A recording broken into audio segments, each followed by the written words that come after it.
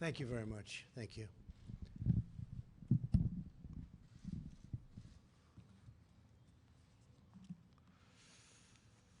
Appreciate everybody being here. Beautiful day in the Rose Garden. Tremendous distance between chairs. Social distancing. You practice it very well. We appreciate it. That's great. I want to start today by highlighting several critical developments on both the testing and treatment that will help us win our war against the coronavirus. On Friday, the FDA authorized a new test developed by Abbott Labs that delivers lightning-fast results in as little as 5 minutes. That's a whole new ballgame. I want to thank Abbott Labs for the incredible work they've done. They've been working around the clock. Normally, this approval process from the FDA would take 10 months and even longer, but we did it in 4 weeks. Abbott has stated that they will begin delivering 50,000 tests each day starting this week. And as you know, even before this development, we've been doing more tests than any other country anywhere in the world. It's one of the reasons that we have more cases than other countries, because we've been testing. It's also one of the reasons that we're just about the lowest in terms of mortality rate, because we've been doing more testing, so we have bigger numbers to look at. I want to also thank General Semonite of the Army Corps of Engineers and General Pavlovicek, who's here with us, who's going to say a few words in a little while. What the Army Corps of Engineers did, along with FEMA in New York, was incredible. They built 2,900 beds worth of hospital, an incredible hospital in the Javits Center, which I know well. And I just want to say that was unreal. They did it in less than 4 days. People have never seen anything like that. And it's an incredible, complex, top-of-the-line hospital. They did it so quickly. Everyone's trying to figure out how they did it, including me, and I was a good builder. But they did it very quickly, Mike, so we're very happy. So I want to thank Army Corps of Engineers, FEMA, the incredible job they have done. Now they're moving to other locations throughout the country where they already have people building hospitals. We're doing them in Louisiana and New Jersey, many other places. But these are incredible men and women, and they worked around the clock, and the people of New York are very happy. Governor Cuomo expressed his thanks, which we appreciate. But these are, I mean, nobody could have done a job like that. Most people have never seen anything like it. The deployment of rapid testing will vastly accelerate our ability to monitor, track, contain, and ultimately defeat the virus. We will defeat the virus. It will also allow us to test doctors, nurses, and other healthcare workers immediately and enable us to act quickly and aggressively to shut down the spread of the virus, so important in critical facilities like hospitals and nursing homes. And we will ensure that we can give cities and states the best information to guide local decision makers in making. I want to point out that the hydroxychloroquine is being administered to 1,100 patients, people in New York, along with the Z-Pak, which is azithromycin. And it's very early yet. It started 2 days ago. But we will see what happens. I want to thank Stephen Hahn, who's a great doctor, left one of the best jobs in our country running an incredible hospital in Texas. And he's the head of the FDA, and Stephen got approval for that so fast. Let's see how it works. It may not, but we may have some incredible results. We're going to know soon. So it's being tested on 1,100 people in New York. The FDA is also allowing the emergency use of a blood-related therapy called convalescent plasma as an experimental treatment for seriously ill patients. This treatment involves taking blood plasma from patients who have already recovered from the virus. So they're recovered, they're strong, something was good in them that worked. And so we take the plasma from those people that have recovered so well, meaning their plasma is rich in antibodies against the virus, and transfusing it into six patients very, very, very powerfully. So sick patients will be transfused with the blood taken to boost their immune system. We'll see what happens. And we're having some early results that are good, but we will see. And that's going, I think, very rapidly. Again, we got approvals in really very quick time. We're also looking at an approval for the sterilization of masks. I kept saying to myself, I'd see some of the masks are very complex. We're delivering millions, by the way, millions. But I kept saying, why aren't they able to use that mask a second, third, fourth time? And Mike DeWine, the great governor of Ohio, called me. They have a company that is in the final process of getting approval for the sterilization of masks. And in some cases, depending on the mask, some of these masks are very, very strong, very powerful, very strong material. They're able to sterilize the mask up to 20 times. So that's, I guess, like getting 20 masks. And so we worked on that. As soon as I heard from Mike today, I got involved, and the FDA is now involved, and we're trying to get a fast approval for the sterilization of masks. That would be a tremendous difference. It would be really helpful. Well, much of the research has to be done. We have a lot of research left to do. Obviously, this treatment on plasma has shown promising results in other countries. We're in communication with other countries, and very strong communications, and they're very reliant on us in just about all cases. We have the greatest people in the world. They're very, very anxious to find out how we're doing on our different things, whether it's a cure or whether it's really anything having to do with getting people better. We have some interesting things will be announced, I think, over the next few weeks, but we'll see what happens. They're being tested right now. The vaccines are moving along very rapidly. The vaccines are an answer, but I'd like to see if we could do something therapeutically so that we could take care of the people that are already sick. And we're working on that at a level that people would be amazed. These are incredible people. They don't stop. This method also has been used for more than a century, and that's the blood-related therapy, more than a century to fight off infectious diseases. So it's not unusual. Our level of complexity has changed, but it's a concept that's been used for a long time, including during the Spanish flu epidemic. And that was really a pandemic of proportions like, frankly, nobody's seen until what we're facing now.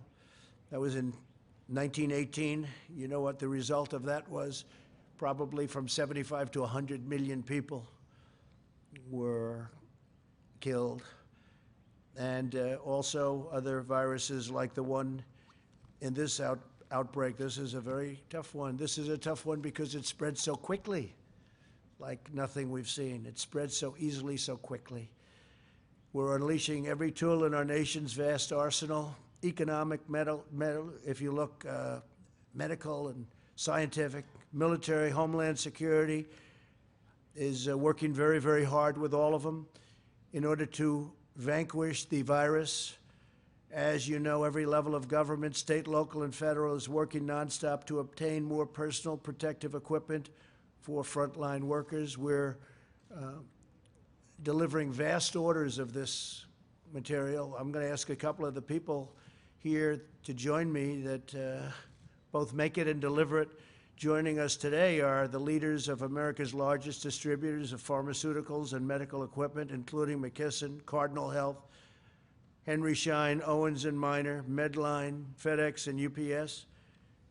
We just concluded a very productive meeting about ways to keep our supply chains and delivery systems moving at top speed.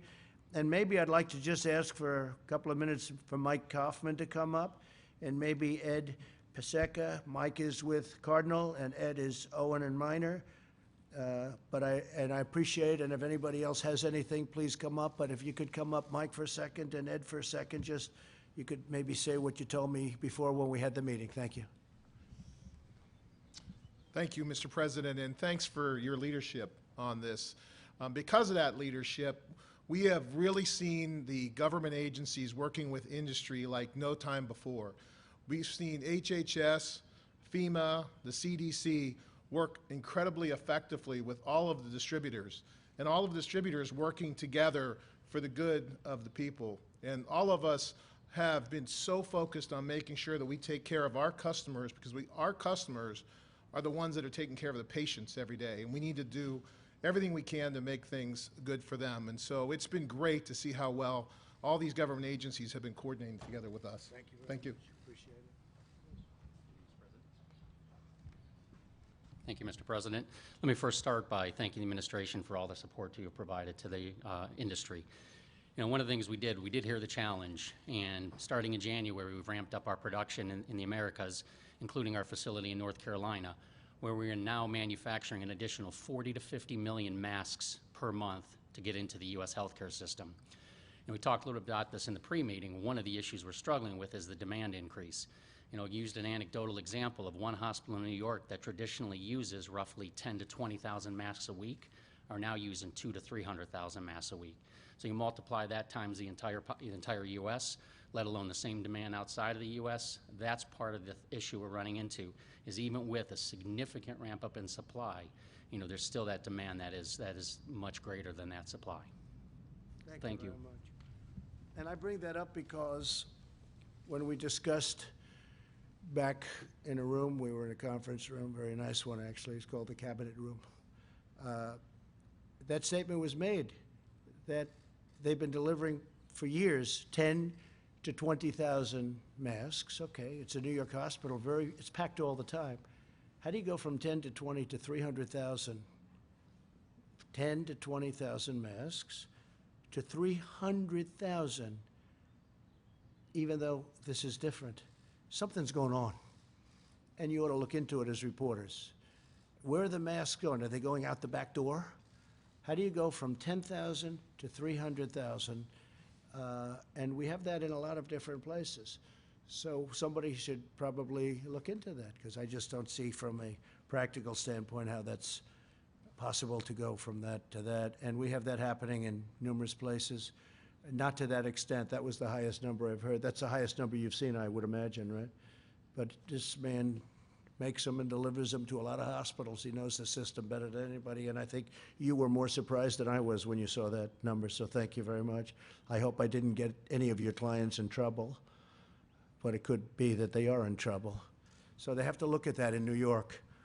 FEMA is working with these companies to launch Project Airbridge to expedite the movement of critical supplies from other countries to the United States. The first flight arrived at JFK Airport, New York this morning, filled with 80 tons of personal protective equipment, including 130,000 N95 respirators. Those are the ones that we were talking about before. 1.8 million face masks and gowns, 10.3 million gloves, and many other things. Millions and millions of different items. FEMA has scheduled 19 additional flights and is adding more daily. We hope to have about 50 flights. We're going to have, I think, including the one that came in today, we're up at 51 flights with these massive planes from the different companies that were so nice to be here today. Would you like to say something on behalf? Please come up. Thank you.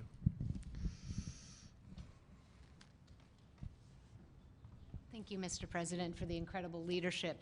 I will share with you that UPS is really proud to be part of this effort.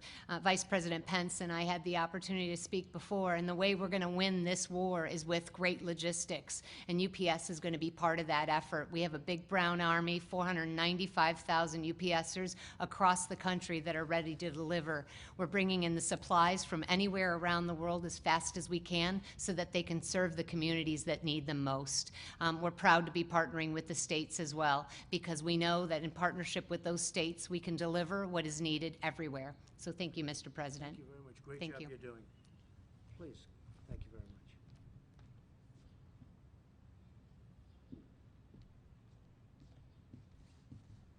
Thank you, Mr. President. I would certainly like to echo my colleagues' comments that the collaboration amongst many of the government agencies and the private market, the distributors represented here today, has been incredible, has been increasing and ramping up over the past weeks.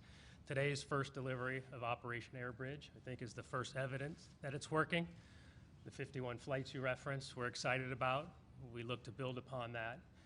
So I would echo my thanks for your leadership and certainly to the staffs for the terrific partnership and the commitment to protect the people we think about most often, which are the people on the front lines providing care. And maybe just a quick word of thanks on behalf of all the CEOs here to our teams that continue to show up in warehouses across the country, in pharmacies across the country, and do their jobs to keep the supply chain going. The supply chain is working, it's resilient, supply is a challenge, we're tackling that. Thank you very much. Great job.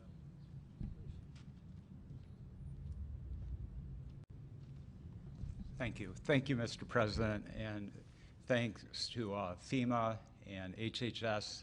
I think great leadership and is really working well. The demand has skyrocketed, and we're doing a lot of things to bring in more masks, more other protective apparel. We are involved in reprocessing masks, and we've already started at about 100,000 masks per day, and we hope to expand from there. So we're quite optimistic Great about job. it. Yeah, Thank you. fantastic job. Anybody else, if you want? Yes, please. You're doing such a great job, we have to let thanks. everybody if they want.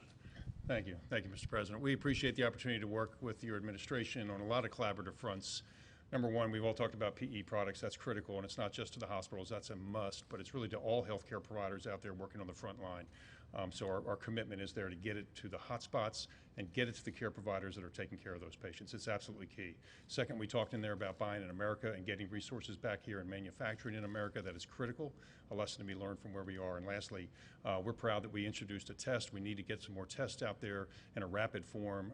We're excited about that. We've worked with your administration very closely in the FDA, and we're very grateful for that because it's a quick, rapid antibody test that needed as well. So we're really proud to work with your administration. All going well. Thanks so much. Thank you.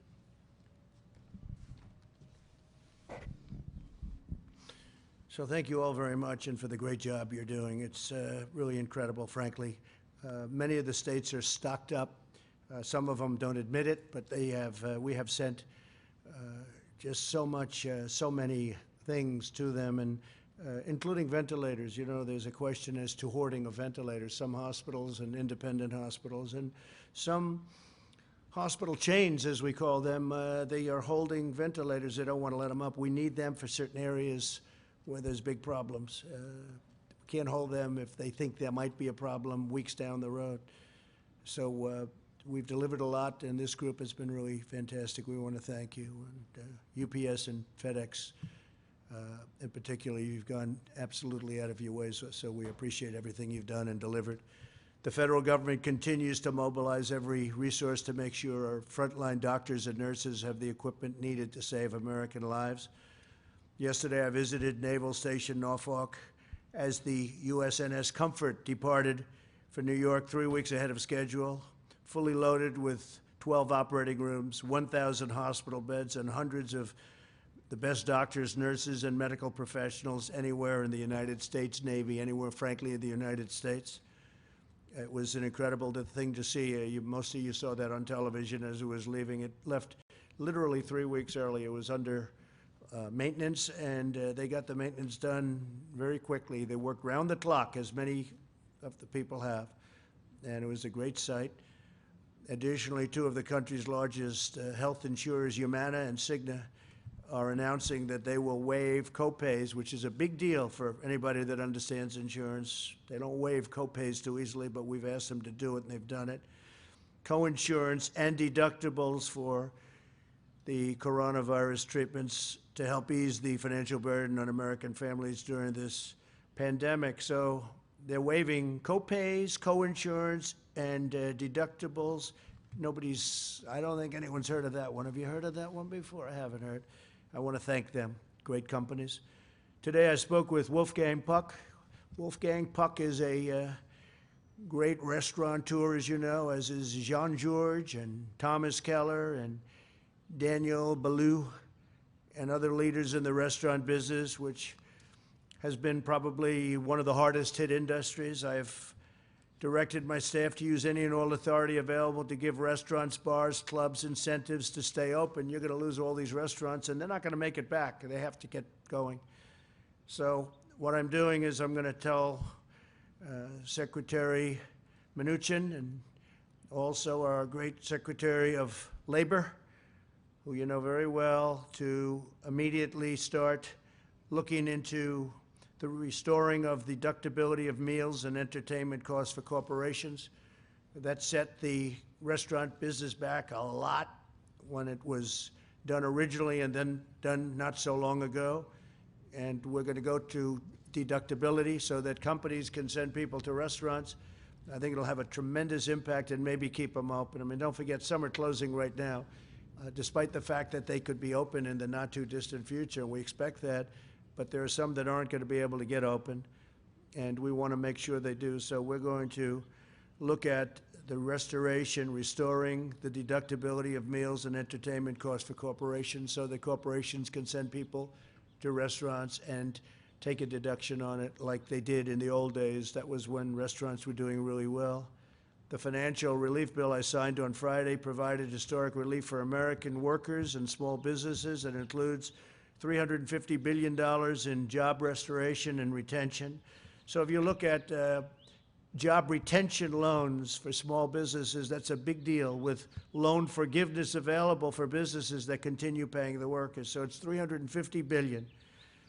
Job retention loans for small businesses with loan forgiveness available for businesses that continue paying workers. I mean, how about that? $300 billion in direct cash payments are being sent to every American citizen earning less than $99,000 per year, $3,400 for the typical family of four. So they'll be getting a check for $3,400 for the typical family of four. Approximately $250 billion in expanded unemployment benefits. Under this plan, the average worker who has lost his or her job will receive 100% of their salary for up to 4 full months. The bill provides for these unemployment checks to be delivered through the existing state unemployment systems, not us, state. And I was opposed to this method because many of the states have very antiquated computer systems that are 45 years old, and they're not prepared to handle this kind of distribution, this kind of money coming in so quickly. They're not set up for that, and I didn't want to do it, but our opponents wanted it, so we did it. And if they don't get their money fast, I'm going to ask that we convene the federal government, that we come back to Congress, and we'll do something where we take care of it, because we can take care of it very easily and quickly, and I said that. But a lot of these systems are so old and so antiquated at the state level that they're going to have the money, they're going to get the money very quickly, but they're not going to be able to distribute it. So remember what I said, and we will, if we have to, call Congress back or find some other way of delivery of the money. Throughout this great national struggle, the American people have embodied the unrivaled patriotism and willpower that has led America to conquer every challenge, every single one in our nation's history. More than 90% of Americans say they are staying home as much as possible, putting their lives, their careers, their educations, and their dreams on hold out of devotion to their fellow citizens and to their country. Social distancing, that's the way you win. These shared sacrifices are pulling our nation together like never before. Family bonds are strengthening. Neighbors are looking after neighbors. It's incredible. I'm seeing, you're seeing, everybody's seeing what's happening. Communities are rallying for the cause, and all divisions are fading away. The Americans of every background are uniting to help our nation in this hour of need. It's up to 151 countries. So when we say our nation and the world, when you think of it, 151 countries. Somebody said to me today that wasn't in this particular world, they didn't know that we had that many countries. 151 countries, that's something. And some are struggling at a level that nobody would have believed possible. If you look at Italy, if you look at France is having big problems. Spain is having incredible problems. Something we did very well is when we stopped the inflow from China at a very early level. That was a good thing to do, great thing to do. We would have had thousands and thousands of more deaths. And we also stopped the inflow from Europe at a very early level. But those things were very important, especially the initial one, because we had never done anything like it, where we closed our borders to a country like that. The modeling put together by Dr. Birx and Dr. Fauci and our other top healthcare we have, and these people are amazing, the healthcare experts who in this country are the best in the world. They demonstrate that the mitigation measures we are putting in place may significantly reduce the number of new infections and ultimately the number of fatalities. I want the American people to know that your selfless, inspiring, and valiant efforts are saving countless lives. You are making the difference. The modeling estimates that the peak in death rate is likely to hit in 2 weeks. So, I'll say it again. The peak, the highest point of death rates, remember this, is likely to hit in 2 weeks. Nothing would be worse than declaring victory before the victory is won. That would be the greatest loss of all. Therefore, the next 2 weeks and during this period, it's very important that everyone strongly follow the guidelines, have to follow the guidelines that our great Vice President holds up a lot. He's holding that up a lot. He believes in it so strongly. The better you do, the faster this whole nightmare will end. Therefore, we will be extending our guidelines to April 30th to slow the spread. On Tuesday, we will be finalizing these plans and providing a summary of our findings, supporting data, and strategy to the American people. So we'll be having lots of meetings in between, but we'll be having a very important statement made on Tuesday, probably Tuesday evening, on all of the findings, all of the data, and the reasons we're doing things the way we're doing them. We can expect that by June 1st, we will be well on our way to recovery. We think by June 1st, a lot of great things will be happening. I want every citizen in our country to take heart and confidence in the fact that we have the best medical minds in the world tackling this disease. We have the best science, the best researchers, and the best talent anywhere working night and day to protect your family and loved ones and to overcome this pandemic. With the grace of God, we are rising to the occasion. We are proving that no darkness can overshadow the eternal light of American courage. We will win, and when we do, we will rebound with astonishing force and speed. We will be stronger than ever, and we will have learned so much where something like this can never hurt us to the extent it has, and the world. Again, in our present crisis, the strength of our people is our single most important asset, and together we will defeat this invisible curse, this invisible enemy, and rise to incredible new heights. So I just want to thank you all for being here, and we'll take some questions if you'd like. Yeah, please, Kelly.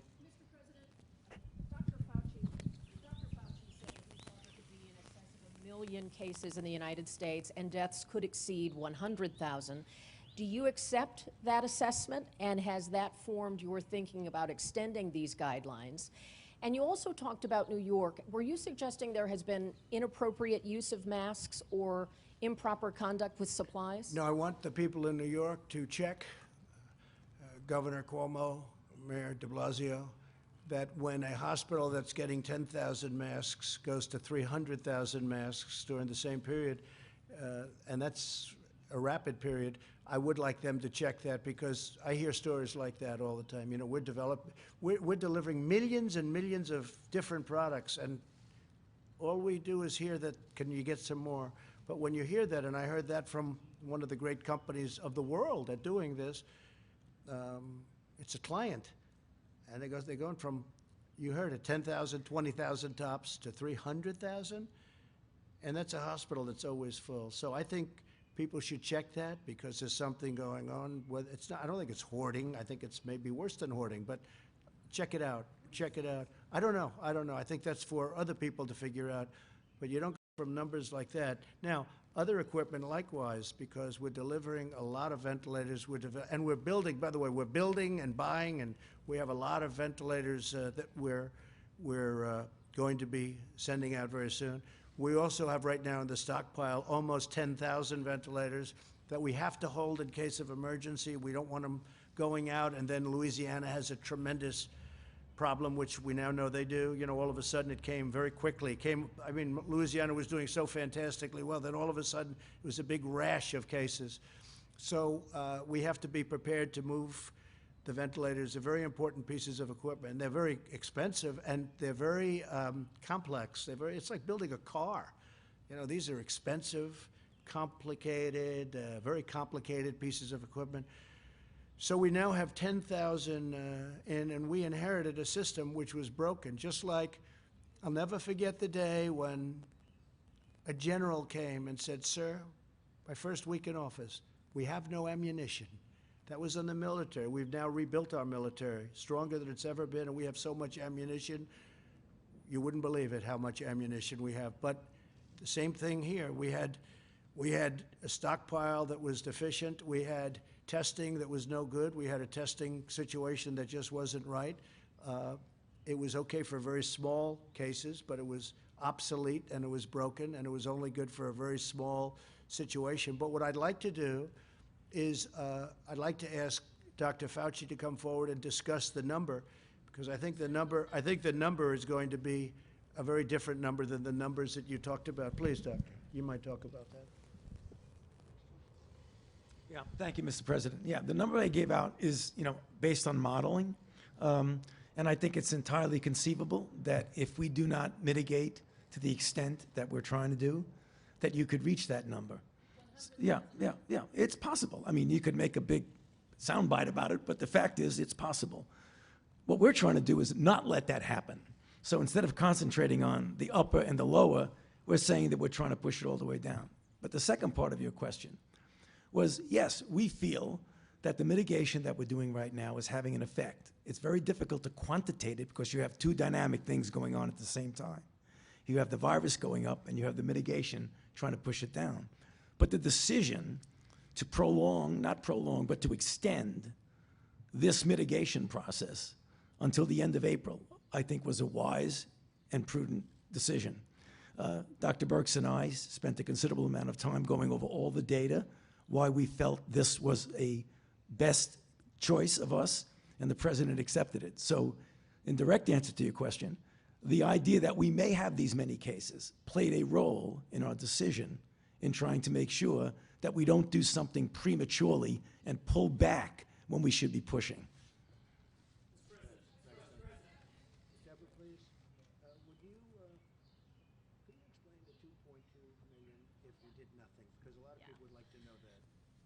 So thank you. I mean, you all know you've all seen the models. You've seen the models from Imperial. You've seen the models from Columbia. We've reviewed 12 different models. And then we went back to the drawing board over the last week or two and worked from the ground up, utilizing actual reporting of cases. It's the way we built the HIV model, the TB model, the malaria model.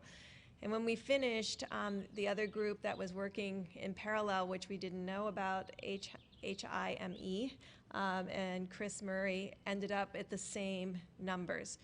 So if you go on his website, you can see the concern that we had with the growing number of potential fatalities.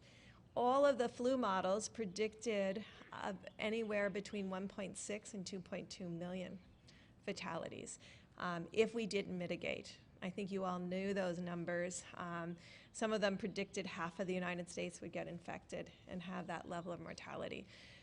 So we worked very hard together to really look at all of the impacts of the different mitigations that have been utilized around the world and use that evidence base to really bring that data and that evidence to the president to consider for extending, which is not a simple situation when you ask people to stay home for another 30 days. And so they have to know that we've really built this on scientific evidence and the potential to save really hundreds of thousands of American lives. And we know that's a huge sacrifice for everyone. We know it's a sacrifice for every mother and child and father who's also self-isolating. There are people that have to go out to work, and we know the compromises that they're making, but it's all to protect not only Americans, but the healthcare providers that are on the front lines, and you've seen them, and you've seen how difficult this has been. And so we're really working. There will be a comprehensive piece presented on Tuesday that really talks about not only diagnosing individuals, but also increasing our surveillance now that we have more test kits, so that we can really stop and contain new infections. At the same time, we're really dedicating test kits still to the critical diagnosis so people can get the treatment that they want. And so that we can ensure as when people come to the hospital that they know that the nurses and the doctors and the equipment that they need will be there to serve them. Because together as Americans, we're going to bring down the number of infections so we don't have 2.2 million deaths or 1.6 million deaths, but really work very hard to keep this in the lowest numbers we possibly can. I just want to reiterate, because a lot of people have been asking, well, what would have happened if we did nothing? Did nothing. We just wrote it out. And I've been asking that question to Tony and Deborah, and they've been talking to me about it for a long time. Other people have been asking that question. And I think we got our most accurate study today, or certainly most comprehensive. Think of the number, 2.2, potentially 2.2 million people if we did nothing. If we didn't do the distancing, if we didn't do all of the things that we're doing. And when you hear those numbers, you start to realize that with the kind of work we went through last week with the $2.2 trillion, it no longer sounds like a lot, right? So you're talking about, when I heard the number today, first time I've heard that number, because I've been asking the same question that some people have been asking, I felt even better about what we did last week with the $2.2 trillion.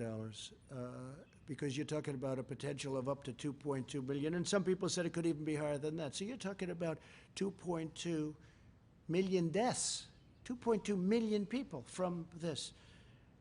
And so if we can hold that down, as we're saying, to 100,000, it's a horrible number. Maybe even less, but to 100,000. So we have between 100 and 200,000. We all together have done a very good job. But 2.2 up to 2.2 million deaths, and maybe even beyond that, I'm feeling very good about what we did last week. Yes, please, go ahead, please. President, given that you're announcing that you're extending these guidelines, was floating Easter a mistake, do you think? And No. Does this, you can tell us why, and It then... was just an aspiration. We actually will be hitting, potentially, this was with our meeting before, on Easter, we probably, well, that could be a peak. That could be a peak period. That could be the peak, sadly to say, that could be the peak number of deaths before it starts coming down. No, that was aspirational. We had an aspiration of Easter. But when you hear these kind of numbers and you hear the potential travesty, we don't want to do anything where, you know, we don't want to have a spike up. We don't want to do it soon, and then all of a sudden you go down, you're coming down, and then you start going up again. Because we discussed that could happen, and we don't want that to happen. We've gone through too much. So that was an aspirational number. I didn't say Easter. I said it would be a great thing if we could do it by Easter, and we know much more now than we knew 2-3 weeks ago. Easter should be the peak number, and it should start coming down, and hopefully very substantially from that point. Okay, thank you. Please.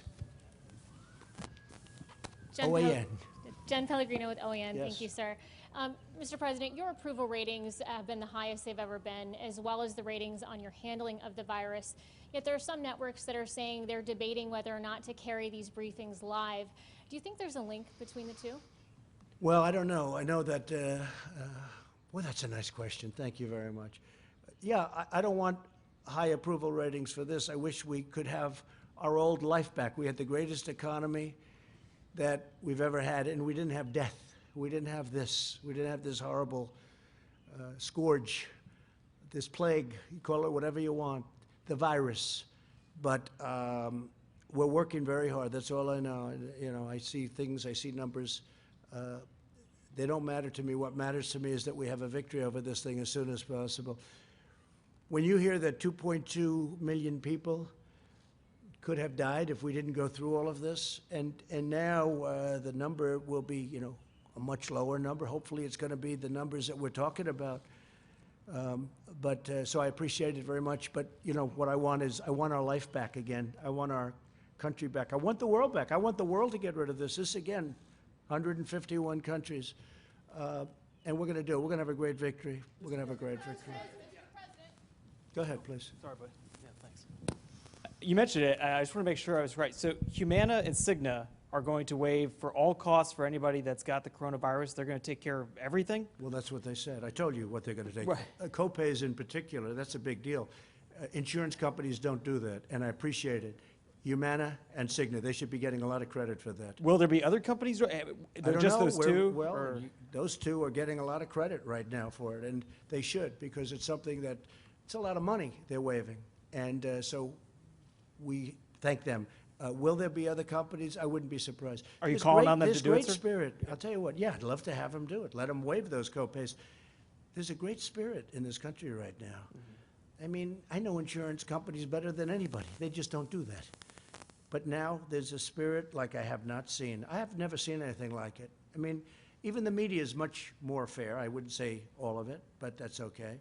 They should be fair because they should want this to end. This is about death. So I want to thank Cigna and Humana. Thank you. Will the federal government be reimbursing those insurance companies, or is this something they really are just doing out of their pocketbooks? They haven't asked for reimbursement, so I assume they're not. They said they're going to waive them. Waiving them doesn't mean we're going to waive them and get reimbursed, no. Okay. And second question for you, sir. First of the month is 3 days away. I know these cash payments are coming. Treasury Secretary Mnuchin said today about 3 weeks they should get there. For people that are worried about paying rent, I know mortgages through HUD is taken care of, but I'm just curious about rent. What should people be doing for the first of the month? Well, they're going to be getting the money. I will tell you, I think landlords are going to take it easy. We may put out a statement on that. I think a lot of people that are owed money are going to take it easy. They don't sort of have a choice. But a lot of concessions are made, just like the insurance companies. A lot of concessions are being made that wouldn't have even been thought of 3 weeks ago, not even thought of. So a lot of really positive things are happening. Please, behind you. Thank you, Mr. President. Yesterday, why did you publicly threaten quarantine on New York, New Jersey, parts of Connecticut? I didn't do that at all. Read the statement. Read the statement. Read what I said. I said we're going to look into possibly quarantine. I didn't say we're going to quarantine. I looked at it as a possibility because a lot of our professionals suggested quarantine. I said we're going to look at it. We then looked at it, you see. Who are you with, Bloomberg, right? I can't imagine that. Let me just tell you, I didn't threaten it. I don't go around threatening. What happened is people, professionals, very good professionals, love the idea of doing that because that's sort of the ultimate in distancing. You can't do. They didn't want New Yorkers where they're having a problem necessarily going down to Florida where they have less of a problem. So the concept of quarantine was thrown out to me. Really would love to do it. They would love to do it. And I thought it was too much to do because the people are doing a great job with it. Also, it's very hard to enforce. But Okay, by please, speaking thank about you. it publicly, I mean, by speaking about it publicly and letting it be known that it's a consideration, do you think that you maybe frightened some No, Americans? I think we and- made people aware to stay in your houses and do good. Now we did an advisory. It's a strong advisory. The governors are running the advisory, the 3 governors, New York, New Jersey, Connecticut. And I think we did a great thing. But all I did yesterday, as you know, you can see it, you can read it, you can read, and you can see very simply that I said that we are looking into it. And then before the end of the evening, substantially, we decided to go with the advisory, which frankly I liked better from the beginning. Go ahead. Thank you, Mr. President. I have 2 questions. The first is, you've said repeatedly that you think that some of the equipment that governors are requesting, they don't actually need. You said New York might need, I might didn't not say need that. I didn't 30,000. say that. You said it on I didn't Sean say that. Come Hannity's on. Fox News. Come You on. said You know, that why you don't, might. why don't you some- people act? Let me ask you. You said why some don't you state- act? Why don't you act in a little more positive? It's always trying to My get you. question to you get is- you, get you. And you know what? That's why nobody trusts the media anymore. My That's question why to you is, people, how is that gonna excuse me, impact? you didn't hear me. That's why you used to work for the Times and now you work for somebody else. Look, let me tell you something. Be nice. Don't Mr. be President, my threatening. question Don't be is- threatening. Be nice. Go My ahead. question is, how is that going to impact how you fill these orders for ventilators or for masks? Your not gonna views that impact. you're not going to, it's not going to We're impact you at producing all. tremendous numbers of ventilators. We're doing a great job on it. Mike Pence, our vice president, has headed up the task force, which has been incredible, the job they've done. We have everybody in the White House working on it. We have everybody in the country is working on this in one way or the other. The fact is, we've done a great job of delivering. You've seen the biggest people in the business. I mean, there's nobody even close to this group of people. We had a meeting at 3 o'clock. It lasted for a long time. It was a great meeting with the generals and with everybody else, and they have done a fantastic job. I'm just saying this. If they're holding, let me give you one example. We sent thousands of generators to New York. They were put into a warehouse, a New York warehouse that happened to be located, interestingly, in Edison, New Jersey. They were given to New York, and we then went to other places, also giving thousands of ventilators. The people in New York never distributed the generators. We said, why didn't you distribute them? Now, you have to understand, they have New York people working in those warehouses. They knew they had them. So we said, why didn't you distribute them? I hope they've distributed them now, but maybe they didn't need them so badly. But just so you know, we're all, you, me, everybody, we're all on the same team. You know, when journalists get up, and you're a journalist, a fine journalist, when journalists get from up Sean Hannity. and ask questions that are so threatening. I was we're quoting all you on the directly same from your team. interview with Sean Hannity. Take a look at my interview. What I want to do is, if there is something wrong, we have to get to the bottom of it. When I hear face masks go from 10,000 to 300,000, and they constantly need more, and the biggest man in the business is like shocked. He knows all about the virus, by the way. He's not surprised by that. He knows all about it. He shouldn't be surprised. He should say, well, that's standard, because this is really a very tough disease. This is really a very tough virus to handle. Okay, Mr. please, go President, ahead. my second Mr. President, my second Go ahead. question. My second That's question enough. is. Thank you very much. Please, please. That's enough. That's enough. That's not fair to your other reporters. It's not fair. You had a long time, a long question. If we have time, I'll get back to you for your second question. Is that okay? All right. Thank you. I appreciate it. Thank you, Mr. President. Just to follow up on previous questions, you said that the peak will hit in 2 weeks. Well, we don't know that, but we think the peak will hit. You think it will hit in 2 weeks? That is our Sure. two doctors here. Can you just share with us your understanding of how bad it will be so the American people will be prepared for it? Well, I can. I think I'll ask doctor and doctor. Maybe you could both come up and give your opinion on that, because that's really. And I have another question on Okay, Italy, please. please. Thank you. I mean, we have great concerns when you look at the model. As I told you, look at the Chris Murray model, where he shows a rapid escalation, and you can see it happening with the people we're losing every day throughout America. And you can see it going up, just like cases, and we're starting to lose people at the same rate. And we have deep concerns about that. And I think we're meeting, and we've had calls with the clinicians, and that has been extraordinarily helpful. I think you're watching the alerts. I mean, we have a different population than Italy or Spain. And so because of that, our doctors and our nurses are getting information back really quickly so that they can talk to each other about how to really combat this. We're seeing things here that weren't reported in other countries. And so I really want to appreciate, I know doctors and nurses are going full out, but they're also taking the time in their 2 hours of sleep to write us about what could be happening when you see the cardiovascular disease and others. So in the model, and there's a large confidence interval. And so it's anywhere in the model between 80,000 and 160,000, maybe even potentially 200,000 people succumbing to this. That's with mitigation. In that model, they make full assumption that we continue doing exactly what we're doing, but even better, in every metro area with a level of intensity, because we're hoping that the models are not completely right, that we can do better than what the predictions are. But we're tracking it very closely, and I think there's people around the United States really helping us. Scientists across the country have really given freely of their time to really help us not only model this, but really assure that the American public knows how important it is that they stay doing this. You know, you could see from the recent data, and I'll have Dr. Fauci talk about young people that are being impacted here. We didn't see that the same way in Europe. But our population is about 8 or 9 years younger. And so we have to be attentive to all aspects of this, to children, to young people, to adults. We know still the people with pre-existing conditions and the elderly are at particularly high risk, but we don't want to lose any American. And so that's why I think the president came to the conclusion that at a minimum we have to continue what we've been doing, but even better, to every metro area out there, we have to do better. We have to ensure that we're protecting each other. Tony, you want to? So, at the risk of offending my modeling colleagues, models are good, but models often generate the kind of anxious question that you asked, is how bad could this possibly get? And as I've said many, many times, a model is as good as the assumptions that you put into the model. And very often, many of these assumptions are based on a complexity of issues that aren't necessarily the same, as Dr. Burke said, from one country to the other.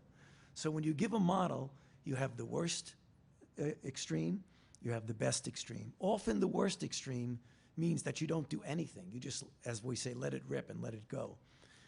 If you go to the lower end, that means you've actually mitigated really to the utmost.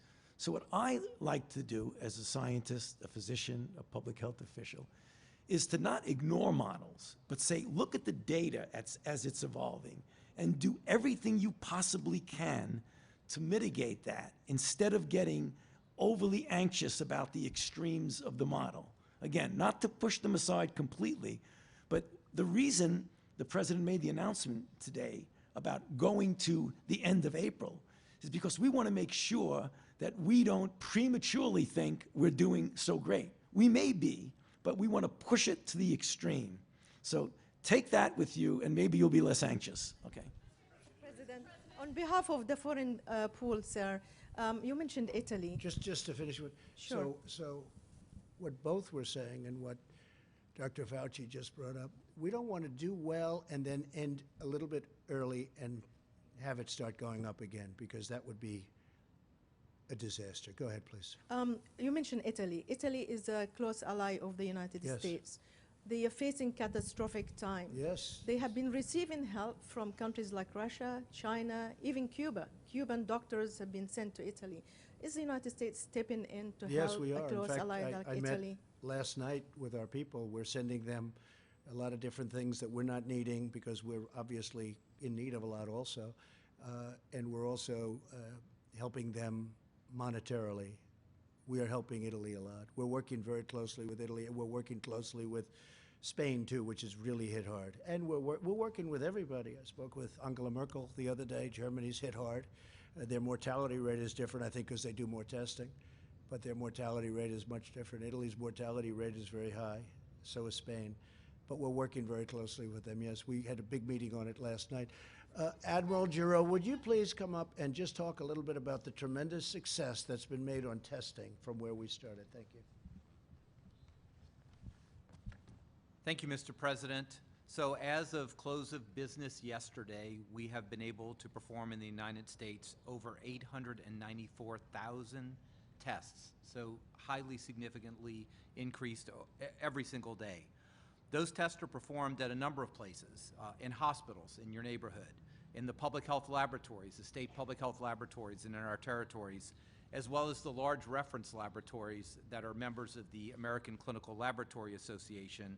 They have done over 650,000 tests, including over 840,000 just yesterday. I met with all their CEOs yesterday. They're fully committed to increasing testing to meet the requests and the demands of the President and Vice President. A couple words on the point-of-care test. Point-of-care means you stop, you get the result right there that the President and the Vice President have talked about by Abbott, approved in record time by Dr. Steve Hahn and the FDA. This is a point-of-care test, meaning that from the time to swab to the time you get a positive result, 5 minutes like the President said, and at most 15 minutes for a negative result. So just think of it as a 15-minute test. This is not an esoteric test. There are 18,000 of these little toaster-sized machines all over the country in doctors' offices and hospitals right now, and Abbott will be providing 50,000 or more tests per day starting on April 2nd, with the first shipments out already. This complements other point-of-care testing like the Cepheid test that we announced about a week ago. We also have moderate platforms, so it's not just about the number, it's the type. We have point-of-care. We have moderate platforms that are in hospitals and in larger clinics and academic medical centers. And then we have the very large tests. You've heard Ambassador Birx talk about the Roche tests and the Roche platforms that are in some of these big reference laboratories. So it's not just about the number, but it's about painting this very complex ecosystem so that everybody who needs a test can get a test. On priorities, remember, we are still prioritizing those in most need, those who are in hospitals or in ICUs, because that test makes a difference to how they're being treated. Symptomatic first responders, healthcare workers, and as Administrator Verma will always say, those in long-term care facilities who are at high risk. One last point. I've learned more about nasal swabs than I ever thought I would want to learn in my entire life, but it was a very big thing that the FDA approved last week, and it will now be implemented this week. Instead of having a provider stick this all the way in the back of your nose, that's uncomfortable, but it also requires PPE changes every time it's done. The FDA approved, with lots of data supporting it, self-swab of your nose. So literally put a swab, certain kind of swab, foam swab in your nose, put it in a plastic bag, give it in and drop it. This not only increases the speed, but it eliminates all those changes of PPE. So we will be implementing that this week, which will increase speed, but also save our precious resources as we build them up in the stockpile and out to hospitals. Thank you, sir. Thank you, Admiral, very much. Yeah, please, go ahead. Mr. President, you mentioned that the peak could come in 2 weeks. Can you ensure that everyone that needs a ventilator, every single patient that needs one will get one? Will it get there in time? And my second question is, after invoking the Defense Production Act yesterday with GM, you said that there were a couple of problem children that may require using your authority again. What are those companies and what aren't they meeting? Well, I don't have to tell you because those companies have come into line. They're doing a great job. They're working very hard, 24 hours round the clock. So I don't want to give their names now because they've been great. They've come into line. And by the way, General Motors is doing a fantastic job. I don't think we have to worry about General Motors now. They've really done a job. And what the Admiral said also, I think we can add this, Admiral, the reason we show more cases than anybody else in the world is we're doing more testing than anybody else in the world. So we have more cases because we're doing far more testing than anybody in the world. And remember, we started with a system that was broken. For many years it was broken. And I'm not blaming the last administration. I'm saying other administrations. And our pipeline had very little in it. Just like we had no ammunition, we had very little medical, we had very little in our pipeline. Now we have ammunition, more than hopefully we'll ever need, and we also have a pipeline that's packed. And now we have those 10,000 ventilators that we can use because you need some quickly. I mean, this goes quickly from place to place. I'd love to give them all out right now, but we need them quickly. I don't want to give them out and then we have to take them back and move them someplace else. So we're very much prepared, please. Mr. President, states like Florida have reportedly had 100% of their requests for supplies from the National Strategic Stockpile filled, but other states like Massachusetts have not. So how is that assessment being made, and why has Florida gotten its request Well, I fulfilled? think you're going to find that almost all states, look, I was on the call yesterday with the governors, and they were happy with the job we're doing. And I'll tell you what, if you had a different administration, they would not have been happy. These are people that speak their mind. They were happy. It was falsely reported by a couple of people that, oh, gee, they weren't. They were happy. They were thrilled. Florida has been taken care of, and Michigan has been taken care of. Very important state. To me, it's very important because I'm so proud of what we've done bringing car companies back into Michigan. And we're now dealing with the governor, and I think, Mike, I can say that a lot of good things are happening in Michigan. Massachusetts, we're dealing with the governor very strongly, and we're trying to get things to Massachusetts as rapidly as possible. But why has Florida received 100% of its requests compared to some other states? Is there a reason? Well, Florida, look, they're very aggressive in trying to get things, and they're doing a very good job. But I think I can say all of the governors are very committed. We're very committed. We're working together. and we're getting things out at a level that nobody's ever seen before.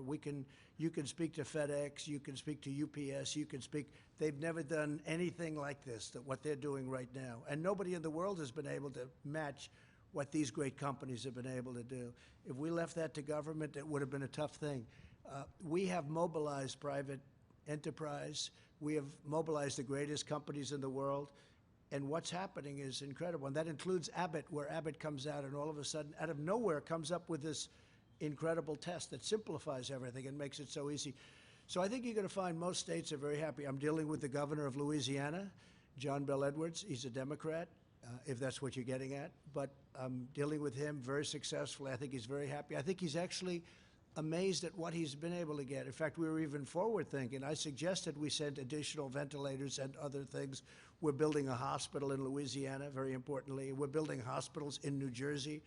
Governor Murphy of New Jersey is a terrific guy, and frankly, he wants, he's got a pretty hot spot right there, right next to New York.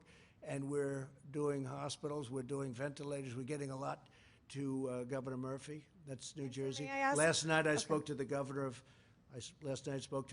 of Connecticut. We had a great talk with him. We are really doing a job. Look, Gavin Newsom, the governor of California, he's been terrific. We sent him a boat way ahead of schedule, the ship way ahead of schedule, hospital ship, the Mercy, with 1,000 beds, operating rooms, and it's been in LA for 3 days already. So I think they're really happy. And when you think about it, in New York, we built 2,900 hospital rooms, beds. Nobody's ever seen it before. The governor's never seen anything like that before. This was done by federal government, not by state government. This was done by the federal government. They're opening it tomorrow. I wanted to be there so badly, but Secret Service and all of the people involved won't let me. They won't let me. I would love to be there, but they won't let me for obvious reasons. But I would have loved to have been at the opening tomorrow of the hospital in New York, Javits Center. But we're very proud of the job we've done. We've mobilized and getting better and better every day. And the task force headed by your vice president, the job they've done, and they don't even sleep. Okay, any other questions? Sir, may I just follow up on your letter to the governors that you sent, since we were on the topic of governors? You sent a letter to governors at the end of the week saying that you guys are going to be developing criteria to be able to classify counties based on whether they were hotspots or whatnot. And I wanted to know if you have enough tests currently to be able to accurately rank those counties. Yeah, we're ranking counties and we're ranking states. And a lot of people put out false information because they don't know what they're talking about. And we took over a dead, barren system. We took over a system that was obsolete. It was good for a tiny little sample of people. And even that didn't work because when CDC first looked at their test, the biggest problem they had is the test didn't work. That wasn't from us. That's been there a long time. Now we have the best tests in the world, and nobody has. Now they're all calling, can we get the quick test? We call it the quick test, where, by the way, probably more accurate, and it takes a few minutes. I mean, it's pretty amazing what we've done. No, we're getting along great with the governors. Yeah, go ahead, please. No, go ahead, please. Okay. Thank you so much, Mr. President. I wanted to ask you more specifically about the strategy that you plan to unveil on Tuesday. What factors are you taking into consideration? What can the American people expect? And is it possible that these April 30th guidelines could be extended? Well, we hope not, but we think it's going to, we have aspirational thoughts. We would have loved to have been a little bit sooner, but we have to do it right. We could have done it. We could have done it on Easter, but there was a good chance that if it's coming down or if it's still going up, maybe it's going to be coming down by that, but we just felt it was too soon. We can't take a chance. Again, because of what we've done and because of the fact that we've stopped the flow from China so early, because the question is from a lot of my friends, why don't we just wing it? Why didn't we just wing it? And I kept asking, and we did models now. Finally, we got these models in. And you hear about the 2.2 million people would have died. I don't mean we would have had 2.2 million cases. These are 2.2 million people would have died. 2.2 million people. Look, we're going to have a meeting or speech or press conference or something on Tuesday. I thought what I do, I was going to announce the end of April on Tuesday, but I said, let's do it now, because somewhere along the line it's going to leak. We might as well just do it now and get rid of all the leaks. This way it didn't, nice and clean. But we have to really do a great job for another couple of weeks, and I think we're going to be in great shape. And we're going to be in a position, even with what we're trying to do with restaurants, with deductibility, we have to get these restaurants back in. We have to get our businesses open. We have to get the planes flying. We have to get everything going. We have to get even the cruise ships. I mean, we have to get those cruise ships moving along. We had the greatest economy in the history of the world 3 weeks ago, and now we've said, please don't work anymore. We're actually paying people not to work. Nobody's ever heard that. That's not for us. People want to work. But at the same time, and I'm so glad that Dr. Fauci and Dr. Birx gave us a number. And the number on the outside, and maybe it's not even on the outside, we don't know, is 2.2 million people would have died if we didn't do what we're doing. And now we're looking at numbers that are going to be much, much, much lower than that. And it makes everything we're doing feel much better to me. Please, go ahead. Thank you, sir. I do have a question for you, but I'd like to let my colleague Gimish finish her That'll be second question, fine. if that's Finish all right. it. Go ahead. That'd be Thanks, fine. Jeremy. I was going to call on you next. You know that. Thank you, Mr. President. You've also said that at one point that you thought more people might die from the economic tragedies and the economic problems in America due to the coronavirus outbreak. What health officials are telling you that? And Dr. Fauci, could you speak to that, the idea that there might be mental health and suicide related to this? Would that outpace at some point the virus's impact on this society? Well, Thank I could you. ask Dr. Fauci to come up, but it's common sense. You're going to have massive depression, meaning mental depression. You're going to have depression in the economy also, but you're going to have mental depression for people. You're going to have large numbers of suicides. Take a look at what happens in a really horrible recession or worse. So you're going to have tremendous suicides, but you know what you're going to have more than anything else? Drug addiction. You will see drugs being used like nobody's ever used them before, and people are going to be dying all over the place from drug addiction, because you would have people that had a wonderful job at a restaurant or even owned a restaurant. I spoke to great people today that have done a great job, and one day they're at the top of their business. They're celebrity chefs. They've got the most successful restaurants, and in one day they have nothing. They've gotten wiped out one day from our enemy, this invisible, horrible scourge. So when you ask me that, it's so easy to figure that. I mean, massive drug use, massive depression, mental depression, massive numbers of suicide. Anxiety causes, disease, they say. A lot of people, you're going to have tremendous. And hopefully we're not going to have that, because hopefully by what we're doing, we get the best of both worlds. We don't have 2.2 million deaths. We have a number that's much less, much, much less. And at the same time, we get our country running again. Please.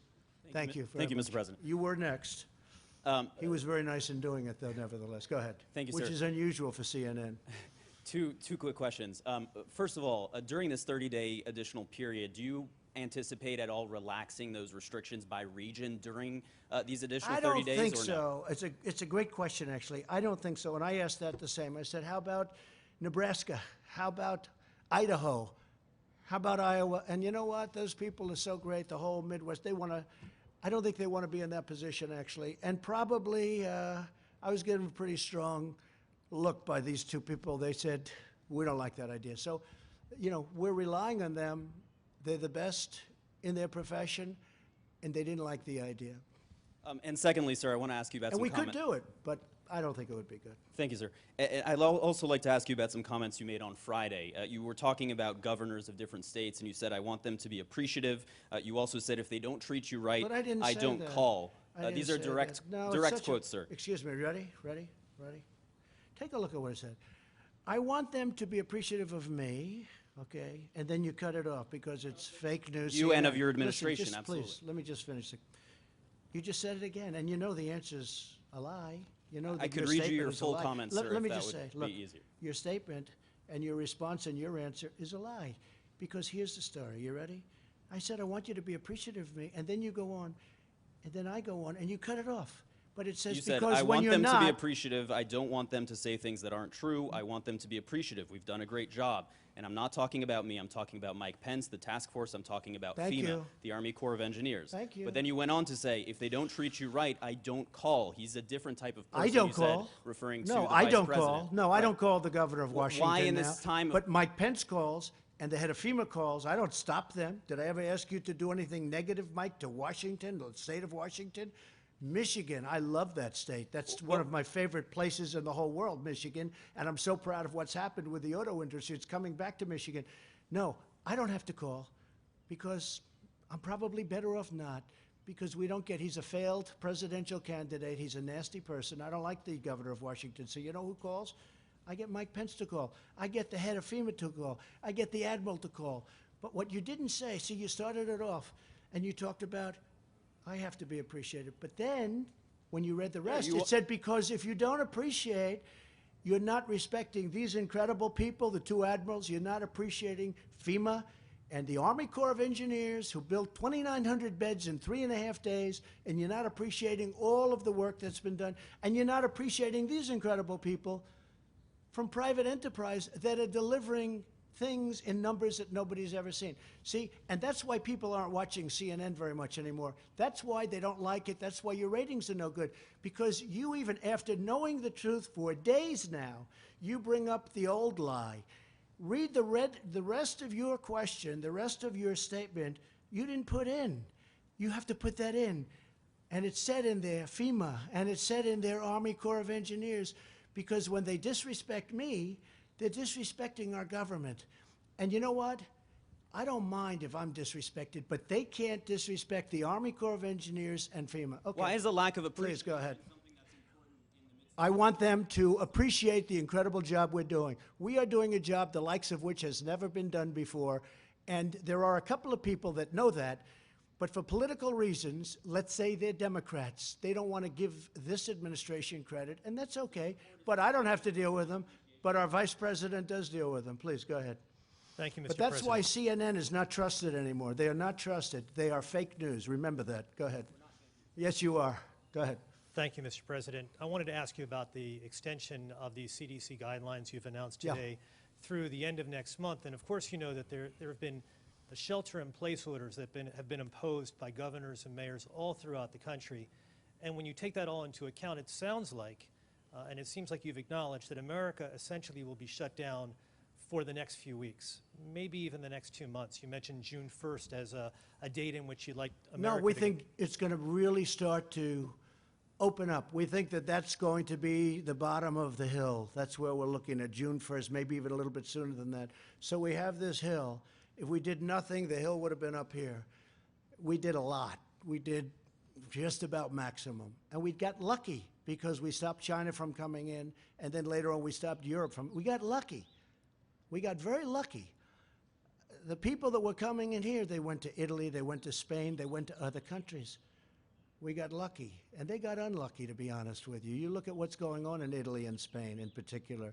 So, no, I don't want that. June 1st, we think we can reach the bottom of that hill on June 1st, and that would be a great thing. And I have confidence in the two doctors. I think that that could be a date. It could even be sooner. Could be a little bit later. It could be sooner. But I think people would be very happy if we did a job and saved potentially millions of lives. I think people would be very happy with that date. My question, sir, Okay, actually has yes, please, go ahead, Mr. please. President, my question actually has to do with the $2.2 trillion relief bill that you signed into law.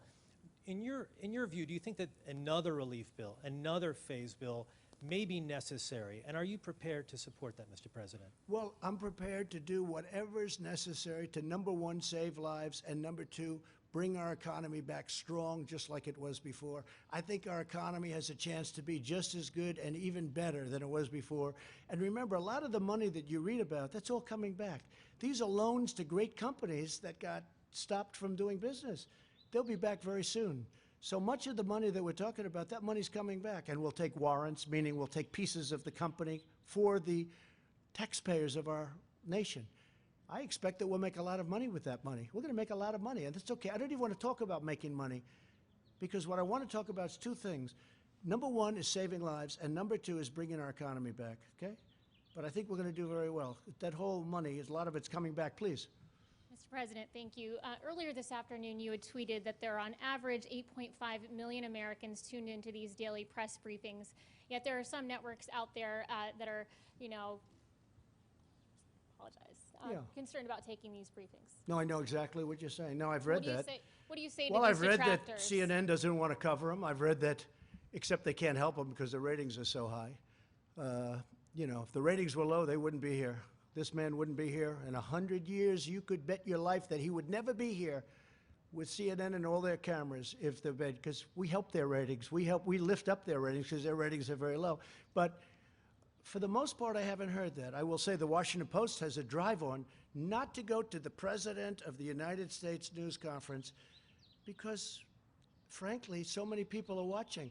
We're getting the word out. We're getting the accurate word out. And a lot of people are happy about it, and a lot of people aren't. But they should be happy.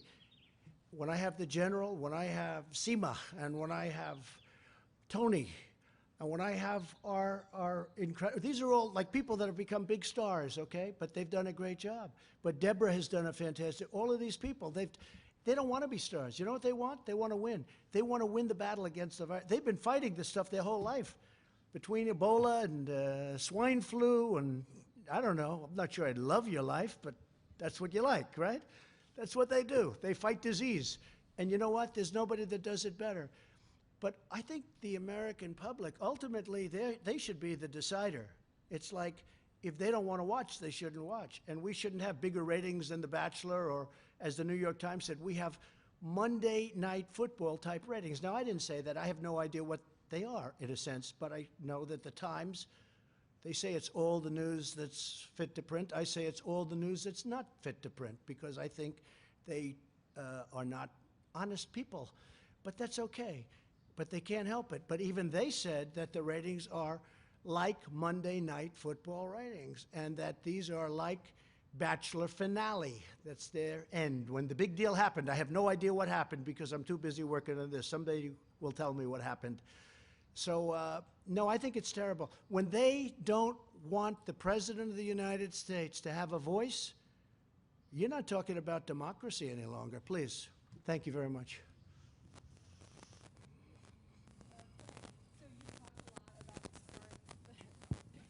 Thanks, Mr. President. You've talked a lot about concerns about leaving the economy for so long. Was there any dissent from your top economic advisors in your decision to leave the guidelines in place until the end of April? No, and this is before we heard the 2.2 million people. I mean, we had a lot of people were saying, maybe we shouldn't do anything, just ride it. They say ride it like a cowboy. Just ride it, ride that sucker right through. That's where the 2.2 million people come in. Would have died, maybe, but it would have been 1.6 to 2.2, and that's not acceptable. But there were a lot of people that said, I thought about it. I said, maybe we should ride it through. You know, you always hear about the flu. I talk about it all the time. We had a bad flu season. We're in the midst of a bad flu season. You know, we had a bad season last year, as an example, a bad flu season.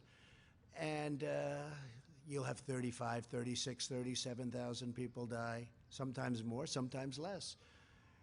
But this is different, and part of this is the unknown. And part of it also is the viciousness of it.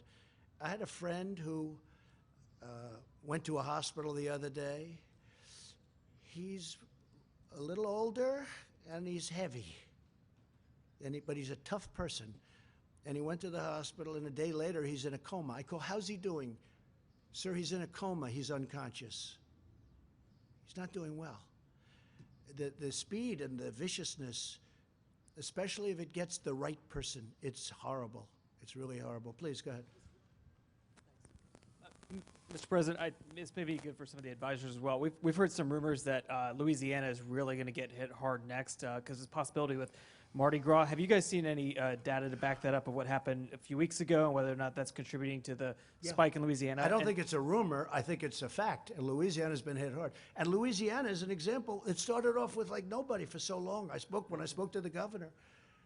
But Deborah or Tony, either of you, if you'd like to talk.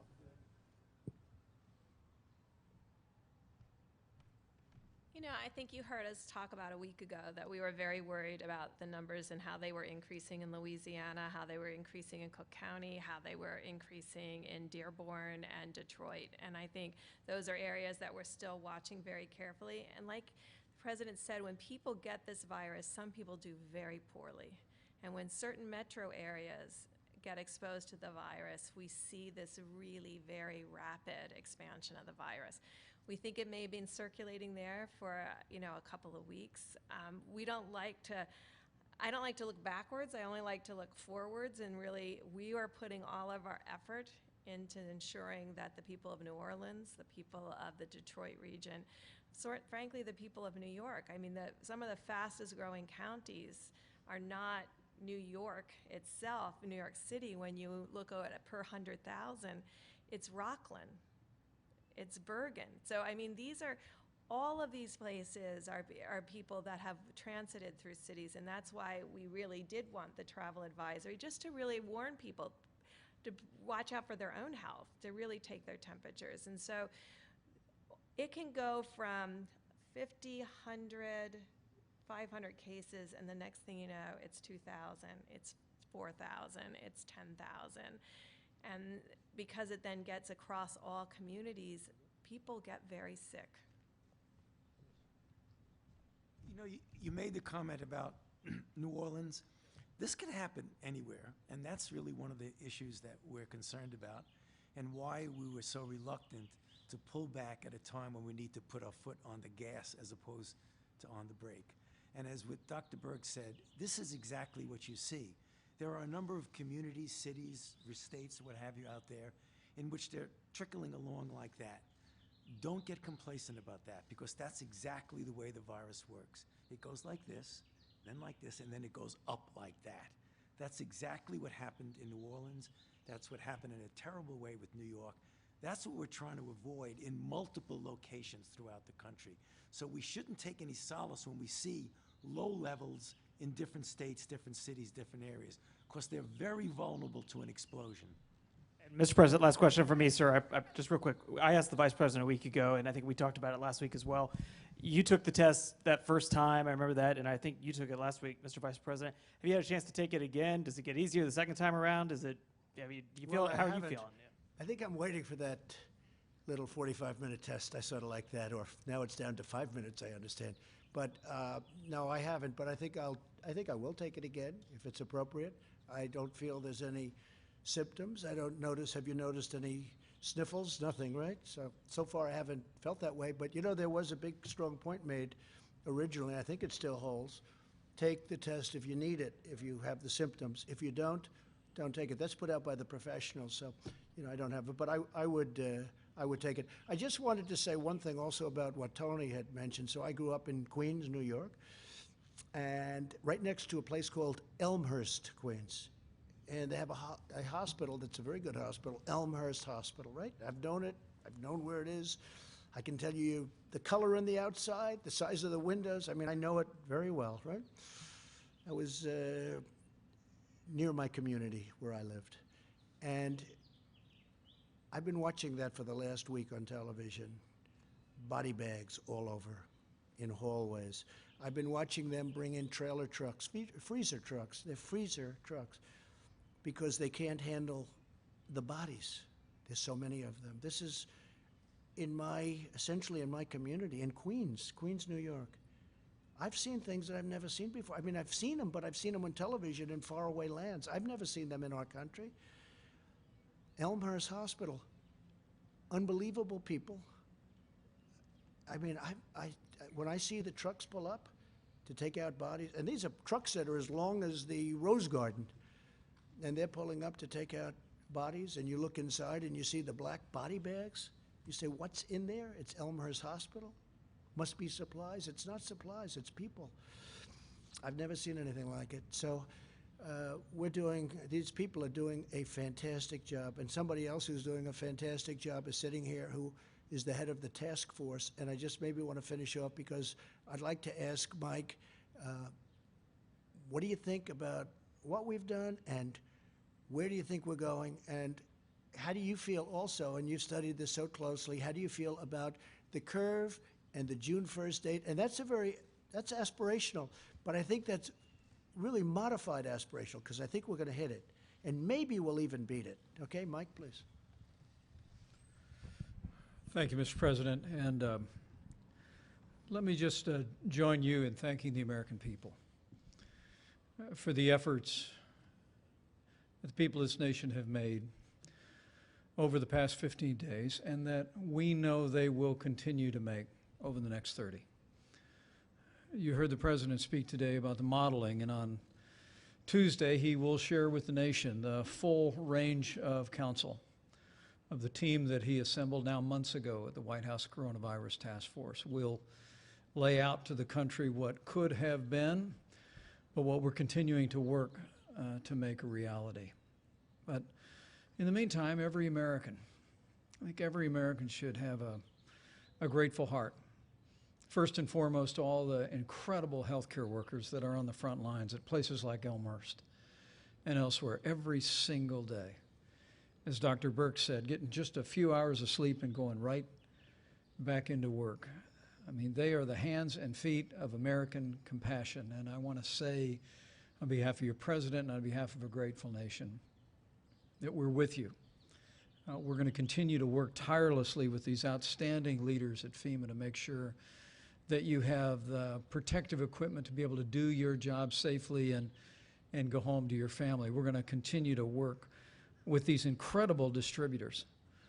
Literally, the aircraft that landed at JFK this morning is the first of 51 aircraft that are going to be coming in from around the world, and it's all headed to support our healthcare workers and people that are on the front lines. But also, Mr. President, I want to say thank you to American businesses whose generosity is shining forth every day. The two insurance companies that you mentioned have waived co-pays and are providing full coronavirus coverage to Americans for the full treatment that people that are enduring this virus are experiencing. But American businesses like those so well represented here are stepping up every day with what the President likes to call a spirit, the likes of which we haven't seen for quite a while in this country. And it's truly inspiring. I also want to join your words about this team that you've assembled, not only the healthcare team, the extraordinary team at FEMA and HHS, but all of our partners at the state and local level and the work that they're doing. Mr. President, when you tapped me to do this 5 weeks ago, you said, I want a full partnership with our states. I want to make sure the federal government is there working with our governors and all the local health officials, and to all of you who are managing your states, to all of you that are implementing those healthcare policies on the local level, you have our admiration and our commitment to continue to be with you. And I think what the President laid out today, while it is, I'm sure, for many Americans that were hoping we would be with this sooner, there may be a modest sense of frustration and disappointment. But what I hear, speaking to these healthcare experts, is that there is light at the end of the tunnel.